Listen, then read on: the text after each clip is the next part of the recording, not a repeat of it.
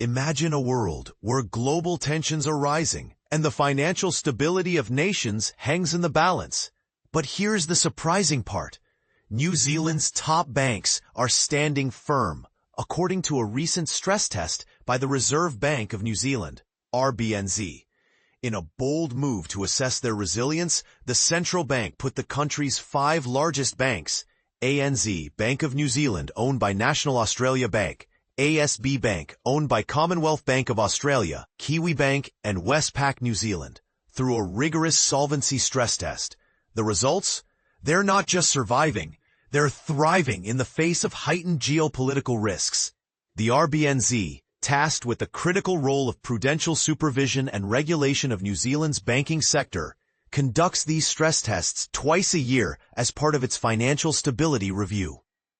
This time, the focus was on how these banks would fare in a severe scenario triggered by worsening global tensions. And this is the part most people miss. While the banks are well positioned now, thanks to a decade of building up their capital levels, restoring those ratios to current levels after a major shock would require significant time and effort. The review's findings are clear. New Zealand's banking giants are robust enough to weather the storm. But here's where it gets controversial. Are these stress tests truly comprehensive enough to account for all potential geopolitical risks? Or could there be unseen vulnerabilities lurking beneath the surface? What do you think? Is the RBNZ's confidence in these banks justified, or are we missing a critical piece of the puzzle? Let's spark a conversation. Share your thoughts in the comments below. For those eager to dive deeper, the full report is available for exploration.